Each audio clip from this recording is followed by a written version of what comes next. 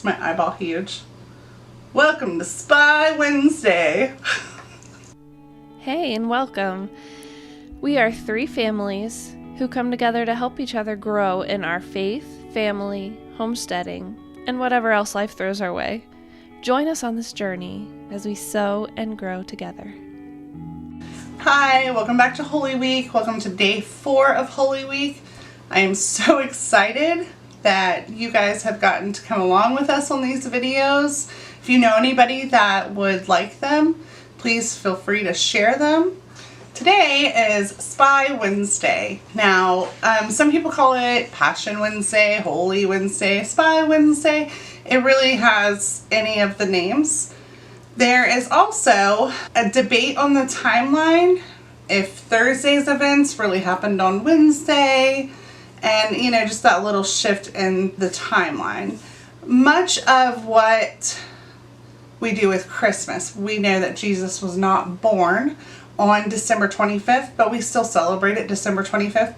That's kind of what we do here in our house, is we let our kids know about the possibility of really it can shift, but the events are still the same. And we just go ahead and celebrate as we're going through our week of remembrance of everything that Jesus did for us and learning all the things that he did in between the 2 Sundays. We just really just keep it the same, let them know about the possibility, and just keep today Spy Wednesday. Keep it simple. Okay, so today's scriptures, Jesus is not actually in.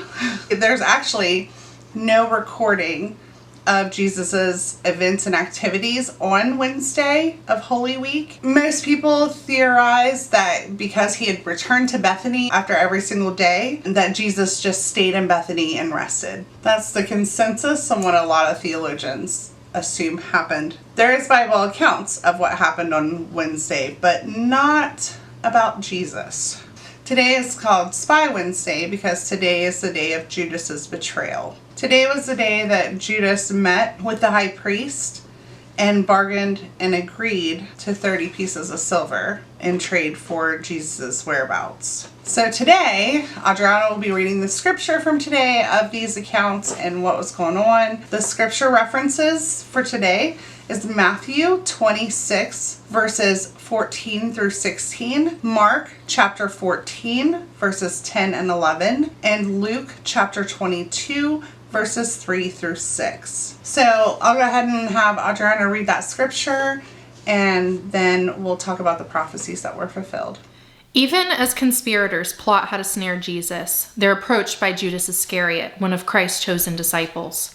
For his own reasons, Judas has decided to betray Jesus and has therefore come to bargain with the members of the council.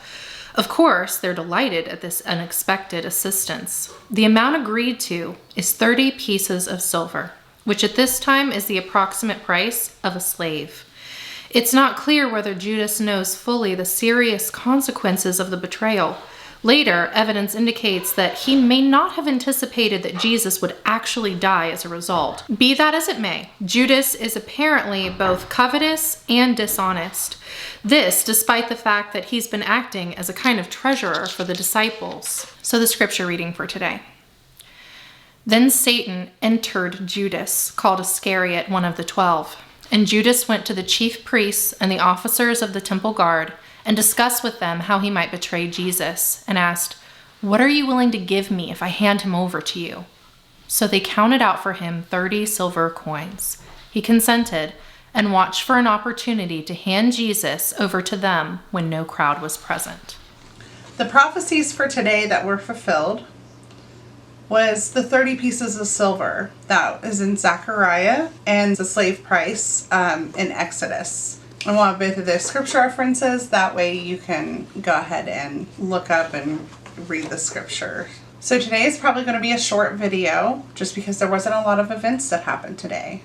But it doesn't mean that there's not things that we can still apply to our life and things that we can kind of present to God to see if we have things to work on as we continue to move forward and trying to mold and shape our lives more and more like His. So my thoughts on today on how I can apply this into my life is I think of betrayal. I think that's what we think of today, that friend that betrays you, or maybe the action that hurt that you didn't see coming. Or maybe the other way, maybe you find yourself in a situation and you've made some choices and it's hurt people. So today I think about forgiveness.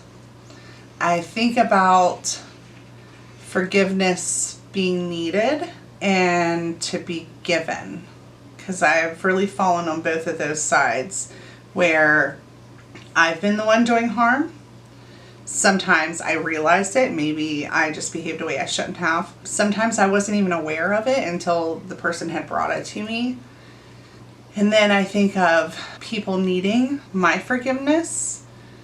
Maybe they've hurt me. Maybe I've been frustrated. And so today I think what I'll really apply is just examining my heart to see if it has unforgiveness in it. And I think a big one that the story of Judas, I'm not going to give any spoilers in case some of you have not gone all the way through Holy Week before. But a big one that Judas brings out is not just the forgiveness needed by the people that he hurt, but realization of what he did. Self-realization. Because I think we can act impulsively and we can do things, and then all of a sudden it dawns on us what we've done, and we're like, that's not who I am. And that wasn't fair.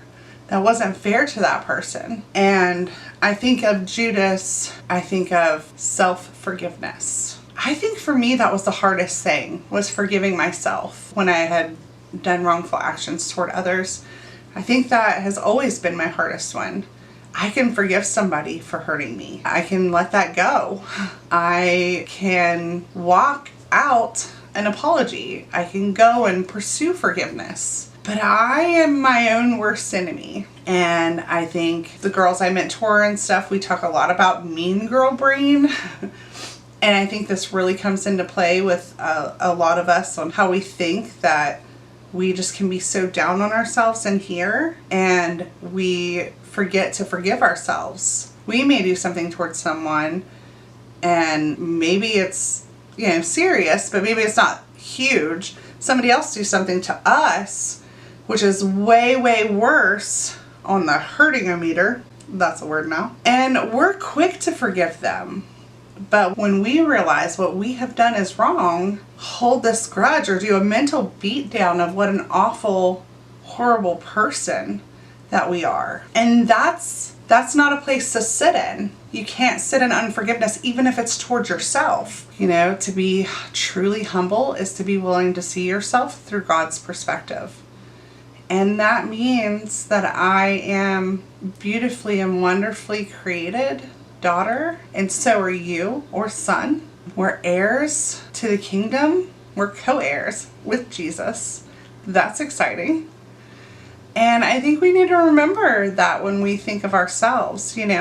One of the commandments that we learned that was given yesterday in Holy Week was to love your neighbor as you love yourself. Well, if I don't love myself, if I don't forgive myself, then how am I supposed to rightfully show that to my neighbor? And I don't mean that in like a boastful way of being better than someone else or anything like that. I just think it's the willingness to see yourself how God sees you and being honest about that. The Bible also says to be good stewards of God's varied grace, which means you've got to give grace in a lot of different ways to people, but you also have to be able to receive grace, and you also have to be able to give yourself grace. Now, does this mean that you just continue walking in that and hurting people? No. You should allow it to, if you recognize it, allow it to help change it, or if it's something that you can't change on your own, really giving that to God and asking for His assistance to change it. So what I take away from today is forgiveness. Forgiveness to others, forgiveness to myself, and if I need to, seeking forgiveness from others. Do I have unforgiveness in my heart?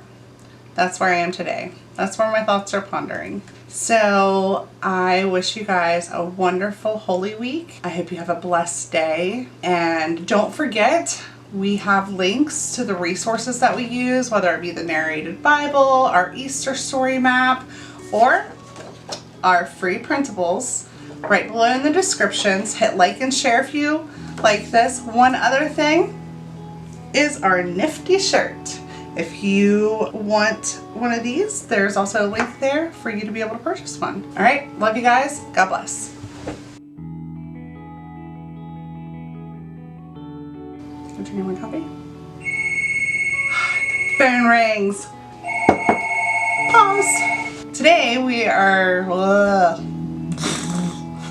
I think that what I think of is yay.